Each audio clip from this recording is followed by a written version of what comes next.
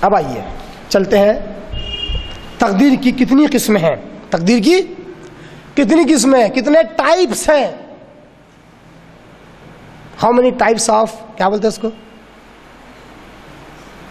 Destination, تقدیر. تقدیر کی دو قسمیں ہیں عمومی اعتبار سے. ایک تقدیر مطلق اور دوسرا تقدیر معلق. تقدیر مطلق وہ ہے جس کو اللہ نے لکھ دیا، وہ فکس ہے، اس میں کوئی چینجز نہیں ہوتے، کوئی تبدیلی نہیں ہوتی، یہ مطلق ہے، فکس ہے. لاکھ دعائیں کر لو اس میں بھی تبدیلی وہ نہیں آتی. سمجھ میں آئی؟ تقدیر مطلق فکس ہے، اس میں کوئی تبدیلی نہیں آتی. تقدیر معلق وہ ہے جو اللہ تبارک و تعالیٰ لکھا ہوتا ہے کہ یہ تو ہے، میں بندے کو ایسا تو دوں گا، یا یہ مصیبت تو آئے گی، مگر میں انتظار بھی کروں گا. اگر میرا بندہ مجھ سے مانگتا ہے، مجھ سے میری پناہ مانگتا ہے تو میں اس سے بچا بھی لوں گا.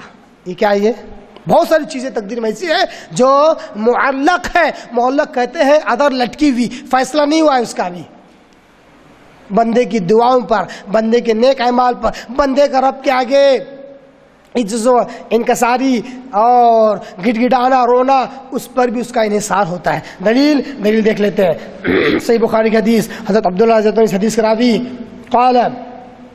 قالت ام حبیبہ زوج النبی صلی اللہ علیہ وسلم، ام حبیبہ رضی اللہ تعالی عنہا جو امہات المؤمنین میں سے، آپ صلی اللہ علیہ وسلم کی ازواج مطہرات میں سے ہیں، آپ صلی اللہ علیہ وسلم کی بیوی ہیں، وہ کہتی ہیں، انہوں نے ایک مرتبہ دعا کی. کیا دعا کی؟ اللہم امتعنی بزوجی رسول اللہ صلی اللہ علیہ وسلم.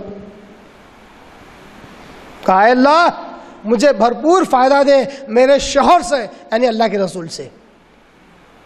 وہ ابی سفیان، اور میرے باپ سے مجھے بھرپور فائدہ دے، یعنی ابو سفیان سے. ابو سفیان ان کے والد تھے، اس لیے جو لوگ غزوہ بدر میں تھے اس وقت میں نے کہا تھا کہ ابو سفیان جو مشرکوں کا سردار تھا اس وقت اسلام نہیں لایا تھا، بعد میں اسلام لے آیا، تو آپ صلی اللہ علیہ وسلم کا سسر بھی ہے.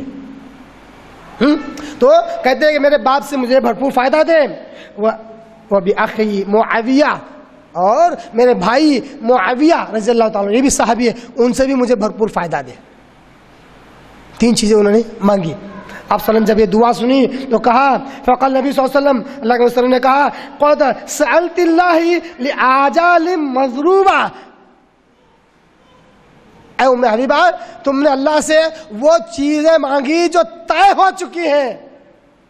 اللہ سے وہ چیزیں تم نے مانگی جو طے ہو چکی ہیں، جو لکھی جا چکی ہیں. وہ ایام معدودہ، جن کی گنتی بھی پکی ہے، جن کی گنتی پکی ہے. وہ ارزاق مقسومہ، وہ رزق مانگا تم نے، وہ چیز، وہ حصہ تم نے مانگا جو پہلے ہی سے آلریڈی تقسیم کیا ہوا ہے، پہلے ہی سے تقسیم کر دیا گیا، وہ چیزیں تم نے مانگی.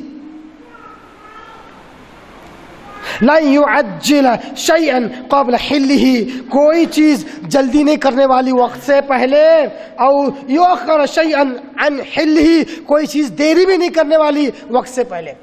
جب جس کا وقت آ جائے اسی وقت پر وہ کام ہوگا. آپ صلی اللہ علیہ وسلم نے نصیحت کیوں کی؟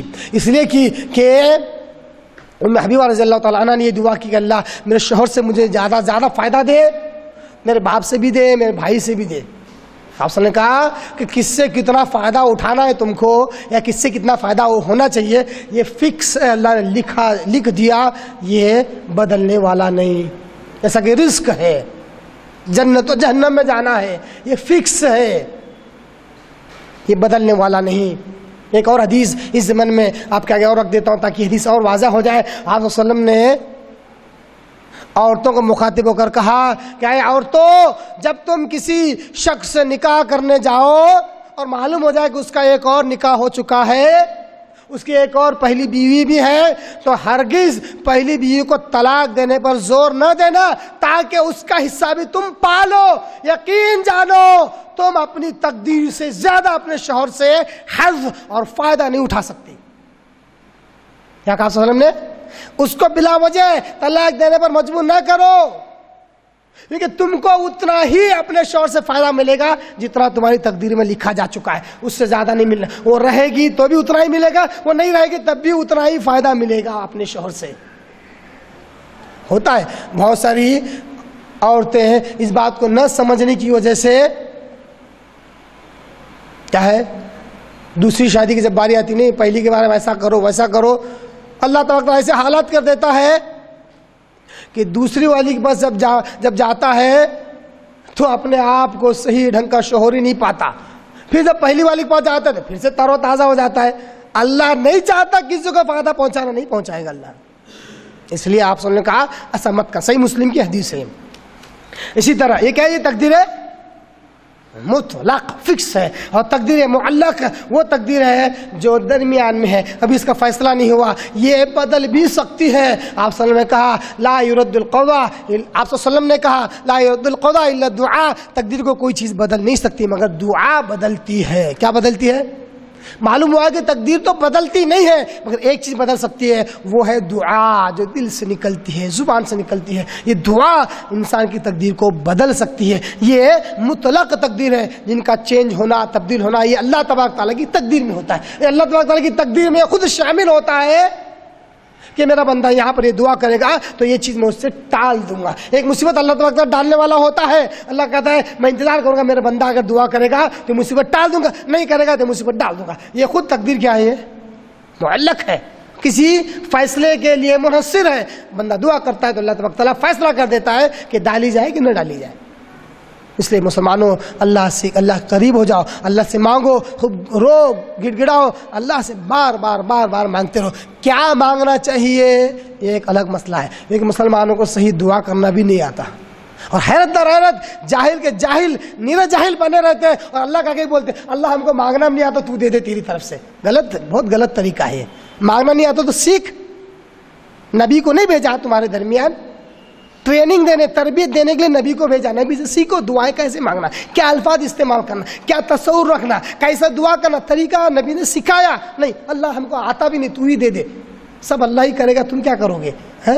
بعض لوگ تو کہتے ہیں اللہ دشمن حملے کر رہے ہیں، ان کی توپوں میں کیڑے ڈال دے. توپوں میں کیڑے ڈالنے سے تم بچ جاؤ گے؟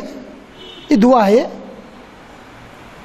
یہ کون سی دعا ہے؟ دعا مانگنے کا طریقہ اللہ سے سیکھو، اس کے رسول سے سیکھو. نہیں آتا بول کے چھوڑنے سے جو ہونا ہے وہ ہو کر رہے گا، پھر جو اللہ نے لکھا ہے وہ ہو کر رہے گا.